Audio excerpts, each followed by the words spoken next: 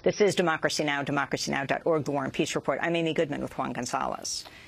The computers are listening. That's the headline to a new article by The Intercept detailing how the National Security Agency, or NSA, is converting people's private phone conversations into searchable text.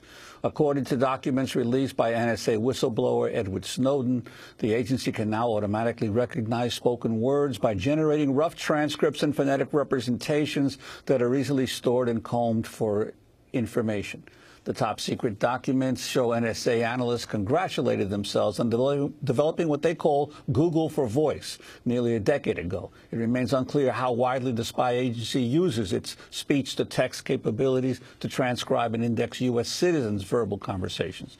The document suggests the NSA has frequently used the technology to intercept phone calls, particularly in Iraq and Afghanistan, as well as Mexico, and to monitor international news. Well, for more, we go to Washington, D.C., where we're joined by Dan Frumkin, staff reporter at The Intercept. His new piece is called The Computers Are Listening, How the NSA Converts Spoken Words into Searchable Text. He also just wrote an article headlined Why the USA Freedom Act is Both Desperately Important and Laughably Pathetic. Dan, welcome to Democracy Now! Talk about how voice is turned into text and the significance of this for the NSA and for the public. Well, I mean, the funny thing is that it's not at all surprising when you think about it. I mean, we talk to our apps these days. We dictate into Google searches. So is it any surprise the NSA can do this and has been able to do this for a while? No, but it has never been disclosed before, and the NSA refuses to talk about it. And so because they don't acknowledge that they do it, we can't have a public policy discussion about what the limits to it should be, what the significance of it is. And the significance is enormous. Voice has historically been considered ephemeral and unsearchable, and sure, if they had somebody around to listen to it, you might be spied on if you were making international phone calls or what have you. But now they can listen to everything all at once thanks to these computers, and they can search through for whatever they might be looking for. And does this extend also to, for instance, Internet phone calls or Skype as well? From what I can tell, the NSA doesn't really distinguish between any of these. They just call it voice intercepts, and they seem to be equally adept at pulling voice off of the standard old phone lines, phone circuits that travel across the fiber optic lines. Now, packetized, digital voice, so voice over internet, Skype, whatever, cell phone conversations, whatever it is, they pull it off. It's voice intercept, and then, at least theoretically, they can use this on any of that. Will the USA Freedom Act, the surveillance reform bill Congress is talking about, address this, and what you think of that? Well, it doesn't address this at all. Of course, nothing addresses this because nobody really knew about it before.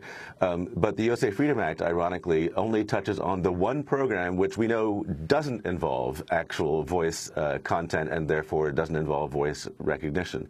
It would just constrain the bulk collection of domestic metadata. I say just, that's still a very significant move, but compared to the incredibly vast sort of metastasizing surveillance state that has come to exist here, it's really very little. And for those listening or viewing the show who believe that their voice conversations should be kept private, what remedies are available to folks who don't want to have their stuff grabbed this way? Well, at the end of the day, the answer is the same that we've heard to a lot of the Snowden revelations, and that's encryption, really solid, unbreakable encryption. And there are, Apple obviously is now doing that with its own iPhones and FaceTime, and services like Silent Circle and what have you. So encryption would be the way to do it. Finally, media monitoring by the U.S. government here and abroad. Yeah, that actually struck me as one of the most anodyne uses of it, and actually, perfectly fine as far as I'm concerned. I'm happy the NSA wants to know what's going on around the world, collecting open source data. I don't mind. I'd like them to collect as much open source data as they can to find out what's going on. The issue is when they're looking at stuff that we think is private. So if they're translating an Arabic news channel into English and sending it out to their people, what's wrong with that? More power to them.